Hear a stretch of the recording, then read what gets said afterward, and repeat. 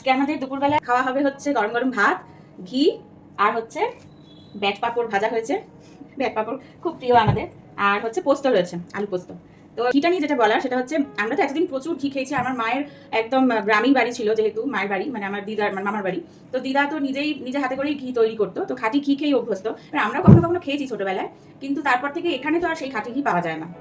তো ছোটবেলায় তাও পাওয়া যেত মোটামুটি ভালোই, ছোটবেলায় যে ঘিগুলো খেতাম কিনে খেতাম ঠিকই, কিন্তু ভালোই ছিল মোটামুটি, খারাপ নয়।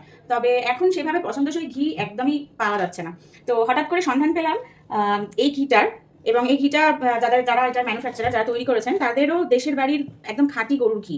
তো তারা তৈরি করে এবং দেশে বিদেশে বিভিন্ন জায়গায় তাদের ঘি যায় আর কি। তো সেই জন্য আমিও ভাবলাম যে একবার এনে দেখা যাক। তো ঘিটা আমি আজকেই ওপেন করবো। এটা কিন্তু ঘিটা আমি এনেছি দুর্গাপুর থেকে, এবং দুর্গাপুরের এটা হচ্ছে বেঙ্গল মার্কা ঘি, যেটা সবাই জানো এখন এটা ভীষণ ট্রেন্ড করেছে, কারণ এটা অনেকেই ব্যবহার করেছে এবং তাদের প্রচন্ড ভালো লেগেছে। আমিও এটা ভিডিও থেকেই দেখেছি, দেখে আমি তাদের সাথে কন্ট্যাক্ট করেছিলাম। তো স্ক্রিনে আমি এনাদের ফোন নাম্বারটা দিয়ে দিচ্ছি, আপনারা কিন্তু এই ফোন নাম্বারটা দেখে আপনারা কন্ট্যাক্ট করতে পারেন। আর এই ঘিটা আমি ওপেন করিনি কালকে, যেহেতু আপনাদের সাথে এটা আমি শেয়ার করবো ভেবেছি, তো এটা এখনই ওপেন করছি। প্যাকেজিংটাও কি সুন্দর, সুন্দর করে পাঠিয়েছে। মানে এটা যখন কালকে আমি কুরিয়ারটা যেটা এসছে পার্সেলটা এত সুন্দর করে পাঠিয়েছে যে একটু পড়ে টরে যাওয়ার তো কোনো ভয়ই নেই। তো পার্সেলটা ওপেন করার সঙ্গে সঙ্গে ঘরটা না, মানে আমাদের ঘরটা পুরো ঘিয়ের গন্ধে মোমো করছিল একদম, এত সুন্দর গন্ধ। আর কালারটা মানে দেখছেন, দেখেই বোঝা যাচ্ছে এটা কিন্তু একদম 8 থেকে 9 মাস অব্দি এরকম ভাবেই নর্মাল টেম্পারেচারে রেখে ইউজ করা যাবে। এবং এটার মধ্যে যেহেতু এটা একদমই খাঁটি গরুর ঘি, এটার মধ্যে ভিটামিন এ ডি সমস্ত কিছুগুলো কিন্তু এর মধ্যে পাওয়া যাবে। তো এগুলো এটা খাওয়া কিন্তু আমাদের শরীরের জন্য মানে ক্ষতিকারক নয়, এটা শরীরের জন্য ভালো, সামান্য পরিমাণ মতন অবশ্যই। তাই বলে ভালো ঘি বলে তো আমি মানে একদিনে প্রচুর খেয়ে নিতে পারি না, কিন্তু পরিমাণ মতন খেলে এটা কিন্তু শরীরের জন্য ভালোই, খারাপ নয়। তো এটার ঘিটার টেস্টটা কেমন লাগছে সেটা আপনাদেরকে জানাচ্ছি। আগে এটা খোলা হোক, মা এখানে ভাত দিয়ে দিয়েছে, আমি এই ঘিটা নিই তারপর আপনাদের জানাচ্ছি। মা অনেকদিন পরে তোমার গ্রামের মতন গন্ধ, একদম আমার তো গন্ধটা পেয়েই মনে হচ্ছে সেই আমাদের বাড়ির ঘি। হ্যাঁ, আমার মা করতো তো। সত্যি দারুণ ঘিয়ের গন্ধটা। এত সুন্দর না, গন্ধটা শুকলেই প্রাণ ভরে যাচ্ছে। গ্রাম থেকে এসেছে তো, গ্রামের মানুষ। হ্যাঁ একদম, এটা পুরো বোঝা যাচ্ছে জিনিসটা একদম পিওর। বুবলু, ঘি ভাতটা তোর পছন্দ? ওপেন করেছি। সত্যি রে, তার সাথে আবার পোস্ত, খাবারটা দারুণ খাবার, তাই না? এটার মধ্যেও অনেক ঘি লেগে রয়েছে। ঘিটা একদম আঙুলটা চপচপে হয়ে গেছে। আমরা তো অনেক খেয়েছি ছোটবেলায়, তোরা এখন খাই এরকম কি? তোরা তো এই যে রিবুকে একটুখানি ঘি দেবো, পরিমাণ মতনই দিচ্ছি, খুবই অল্প, কারণ না তাও একটু দে, একটু রোজ রোজ তো খাবে না এটা, ভাতটা তো মাখতে হবে। না দিয়েছি তোমাকে দিদি। হ্যাঁ দিয়ে দাও তোমার।